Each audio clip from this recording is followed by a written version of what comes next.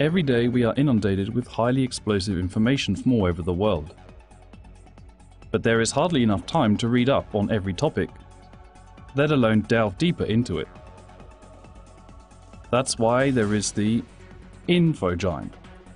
Authors, speakers and enlighteners bring their knowledge to the point for the audience, compressed in a good 12 minutes.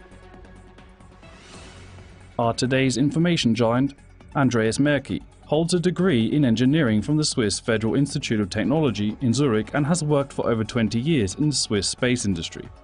So today a competent voice speaks on the subject. 50 years of Apollo 11, the moon fly. I am talking about the official first moon landing in 1969 by Apollo 11.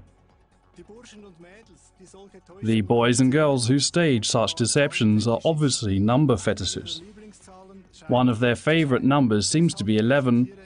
That's why I present here 11 pillars. Why boys and girls? Are there men and women in it? I don't know, but to express myself in a gender-conform way, I speak of boys and girls, so no one need feel left out. Let's go. Yes, I'm ready. We're good to go. The Apollo moon landings are considered one of the greatest technical achievements of the last century. How did such a moon landing take place? And how many moon landings are said to have taken place? What is the official history of this?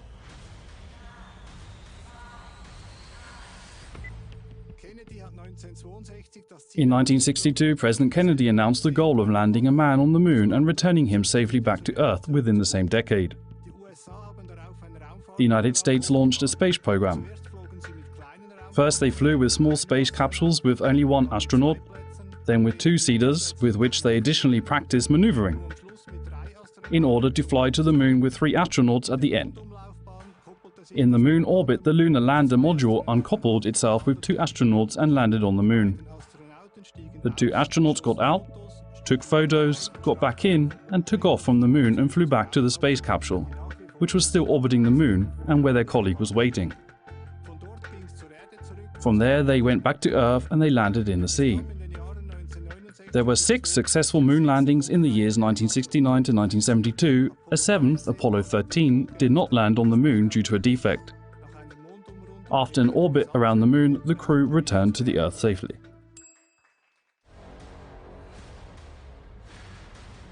These moon landings are still controversial today.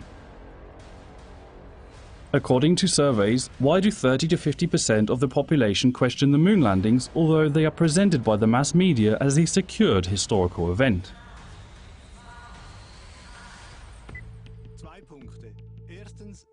2 points. Firstly, as fast as space technology was developed for the moon landings, it collapsed again. Its rockets and space capsules went straight into the museum instead of being used again. Secondly, the images that the astronauts claim to have taken on the lunar surface every minute with viewfinderless cameras are far too perfect in terms of image quality and composition. In addition, some images have unnatural features. Emotionally, the viewer then notices that something is wrong, but his attention is repeatedly drawn to detail, such as a waving flag or possibly missing stars, so that he can no longer see the forest for the trees. The mind can be distracted in this way, but the bad feeling remains. The answer from the gut is then, the moon landings are fake. What is the most illustrative example that the moon landings of Apollo 11 in 1969 was faked?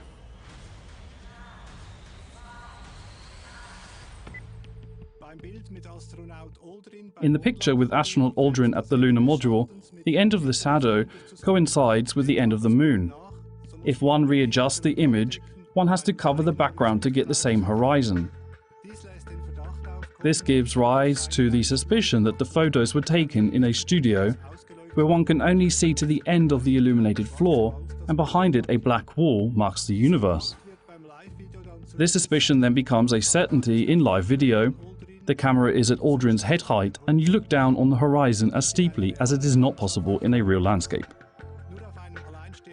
Only on a single mountain, such as Kilimanjaro, can one look down to the horizon, but neither on the Earth nor on the Moon is it as steep as on the live video.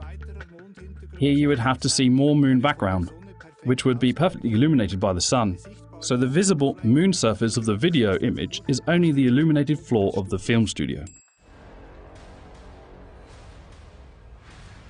Maybe the cameras on the moon didn't work and NASA just faked the images. The landing could have happened anyway.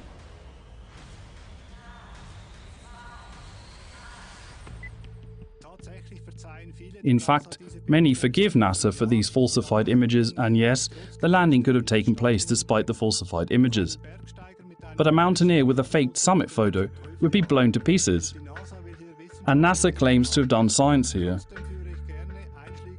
Nevertheless, I like to cite relevant evidence as proof of forgery, such as the rendezvous problem.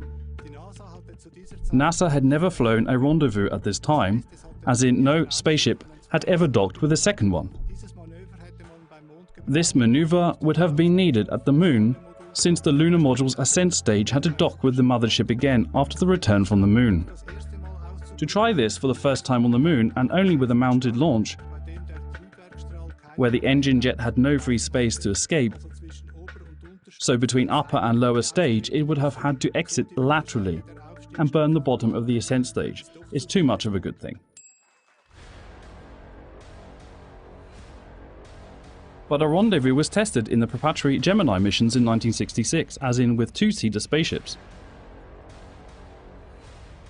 Gemini 8 was the first time that a rendezvous was successfully carried out, and in this point the USA had also taken the lead against the Soviet Union for the first time.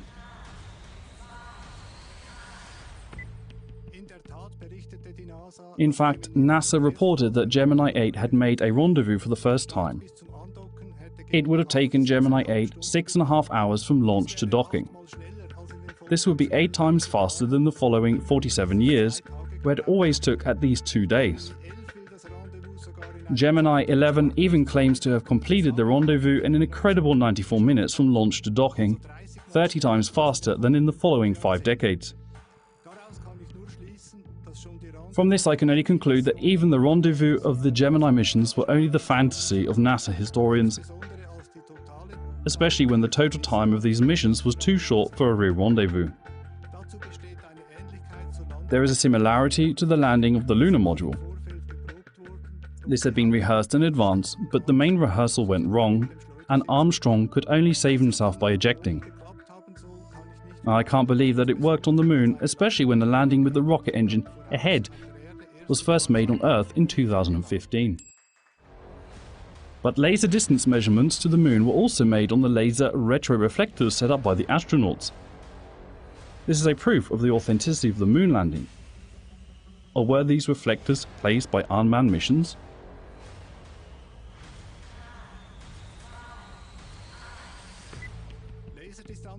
Laser distance measurements to the moon were first made in 1962, 7 years before Apollo 11, by sending a laser pulse to the moon and measuring the time until the back-scattered light could be detected.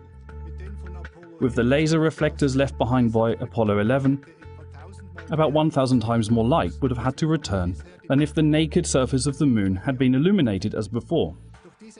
But this 1,000-fold amplification has never been measured. One could only measure as much light as one could expect from the naked moon surface. In other words, there are no laser reflectors on the moon, and the stories associated with them, the moon moving 3.82 to 0.07 centimeters a year, are fictitious. These stories, however, sound good, cannot be disproved in any other way, and would amaze even the expert. Then the astronauts involved would have lied all their lives. They wouldn't have been able to get through all that.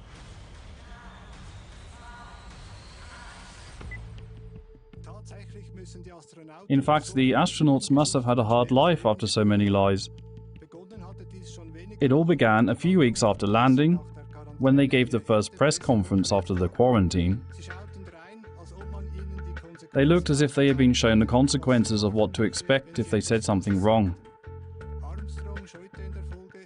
Armstrong shied away from public appearances after that. But for the 25th anniversary, he was invited to the White House and gave a speech to students who had also been invited. He said that the truth was hidden under layers of protection that needed to be removed. He never mentioned the moon landing. What do you think he would have said at the 50th anniversary celebration?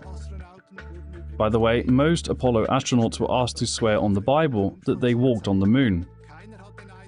No one took the oath. Buzz Aldrin even mauled the reporter with fisticuffs.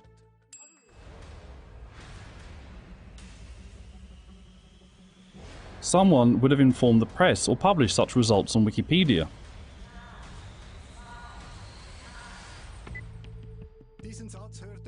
I've heard that sentence many times, but with this example I can show how Wikipedia systematically deletes everything immediately that does not fit into the mainstream concept.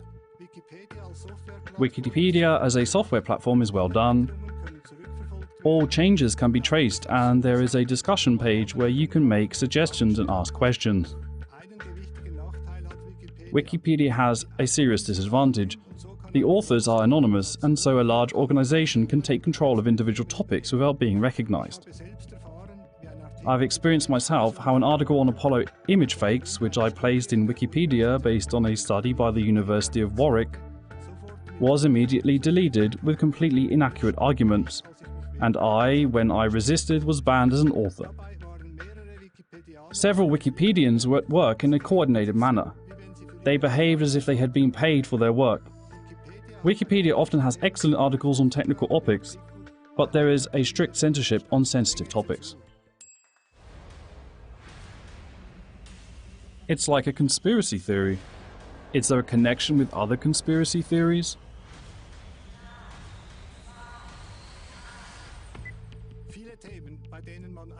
Many topics on which one wants to suppress a public discussion are labeled conspiracy theory. A conspiracy is when several people concoct a secret plan and then carry it out without acknowledging it. So 9/11 is definitely a conspiracy.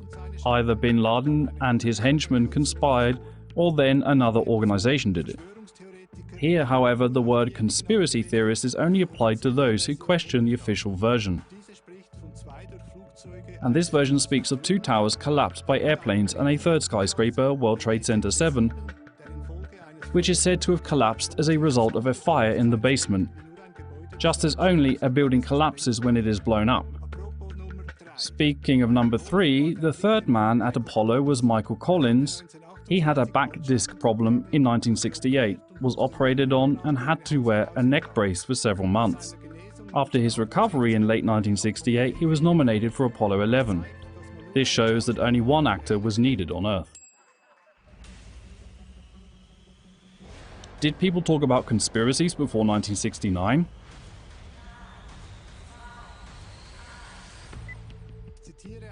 I quote from a 1961 speech by President Kennedy to newspaper publishers. For all around the world, we face a monolithic and unscrupulous conspiracy that relies primarily on covert means to extend its sphere of influence. Infiltration instead of invasion, coup instead of elections, intimidation instead of freedom of choice, guerrillas by night instead of armies by day. It is a system that has compelled immeasurable human and material resources to build a tightly knit, highly efficient machine, linking military, diplomatic, intelligence, economic, scientific and political endeavors. It is waging the Cold War, in short, with a warlike discipline with which no democracy could ever hope or wish to compete. I ask for your help in the colossal task of informing and alerting the American people, because I have complete confidence in the response and commitment of our citizens once they are fully informed. Is this to be regarded as proof that there are one or more covert organizations pulling strings in the background and also controlling, for example, the US government?